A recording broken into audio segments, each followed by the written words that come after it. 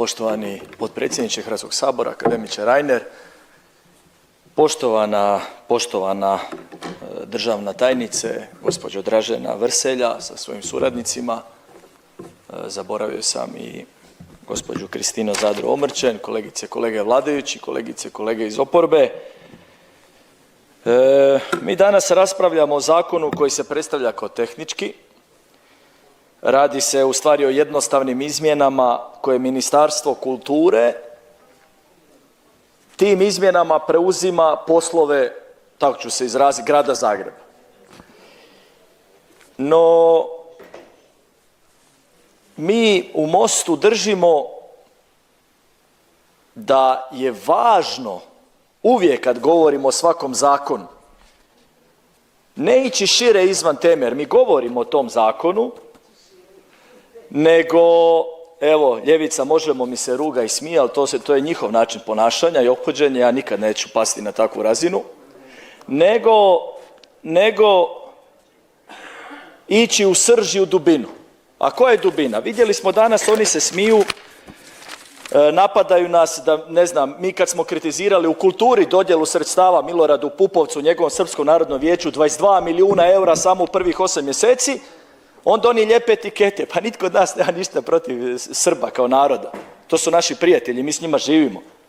Ja sam Riječanin, moji prijatelji, mnogi su i ljudi koji su Srbi. Bogu hvala, kogod prihvaća Hrvatsku državu, zakone Hrvatske države, naš poredak, on je tu dobrodošao. A isti je obrazac ponašanja njih, tih ekstremnih ljevičara, pazite, Hrvoje Štefan iz Rijeke kaže, ja sam Hrvoje Štefan komunist i pozivam vas sve na prosvjed. Čovjek snima video i to radi. Dakle, ne možemo mi reći da nisu bili mahali jugoslavenskim omraženim zastavama, jer su oni to radili. I isti obrazac je njih i islamista, vi nemate naravno ništa protiv dobrih muslimana, ali kad ajmo se držati teme, hoću, kad kritizirate onda lijepe etikete islamofob, ovo vi nemate veze s time, to oni rade, to je njihov obrazac ponašanja. I zato kad razgovaramo o kulturi, mi moramo se pitati kako je moguće da prema istinitoj priči, prema istinitom događaju, Jakov Sedlar snimi film 260 dana, na 1000 ljudi ga je pogledalo u mojoj Rijeci, 3900 prodanih karata, isti dan kad su ovi skupili 300 Srbeka preko i njih se skupilo još 400 u Rijeci. A nas 4000 bez pompe, bez medija, došli smo pogledati film 260 dana od Jakova Sedlara. Kako je moguće da on nije dobio ništa od nadležnog ministarstva? I ja se ispričavam, državna tajnice, gospođo Dražena, znam koliko i vi osobno, poznat mi je vaš rad u Osijeku i informirao sam se sve što ste radili u kazalištu i dugo godina ste u kulturi. Ovo ne ide na vas, ja ovdje pričam širu sliku, dakle o cijeloj priči nadležnog ministarstva i na koncu o predsjedniku vlade koji je tu glavni, kako on odluči tako bude.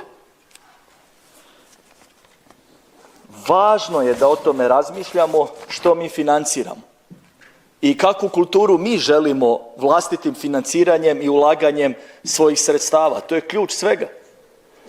Prisustvovao sam okruglom stolu kakvu kulturu želimo, a to je ova tema, dakle u Matici Hrvatskoj. Niko nije bio od ekstremnih ljevičara. Dakle, bili su sveučilišni profesori, matičari, književnici, ljudi koji su govorili koliko malo u stvari primaju sredstava i koliko malo ih se financira kvalitetne programe naših matičara, kvalitetne programe ljudi koji su naši književnici, a onda imamo ovu priču postjugoslovenskog nekog književnog opusa gdje se iskrcavaju pare silne. Je li to sve slučajno? Je li slučajno kad gledamo čiji amandmani se prihvaćaju u Saboru, jer se tu možda osigurava neka većina, ja neću u to ulaziti, to je sve legitimno, demokratski, što je demokratski dopušteno, ali moramo bdjeti nad svom kulturom. Moramo bdjeti, znači nije kultura zgrada. Dobro je rekao moj kolega Kujundžić kad smo se pripremali za ovu temu i kaže meni, Marine, pa možeš zabiti na zgradu hrvatski grb od 20 metara, ali je bitno što se provodi u toj zgradi, kakav program se provodi u toj zgradi, kakav sadržaj se nudi našoj djeci u toj zgradi, kakve predstave se nude u toj zgradi. I reći ću, bit ću baš jasan, možda se to čak nekom neće ni svidjeti s ove naše desne strane hrvatskih domoljuba. Dakle, ja nemam ništa protiv ako se ne ruši država i ne pljuje se po braniteljima. To je crta koju se ne smije prijeći. Ali ako ideološki se ističe nešto u što ja ne vjerujem, ako se promoviraju neke priče koje nisu moje kršćanske vrijednosti, ali to ta ekipa plati svojim novcem. Neka rade što god hoće. Neka se ljube stražnjice gole, neka guraju zgradu Sabora, to su inače performansi koji su plaćeni, neka rade što god hoće, ali ne s našim novcem. I to je ključ. Neka oni plaćaju svoje performere, transformere, kako ih je opjevao Krešo i Kisele kiše u pjesmi Režimske kurve. Sve im je rekao.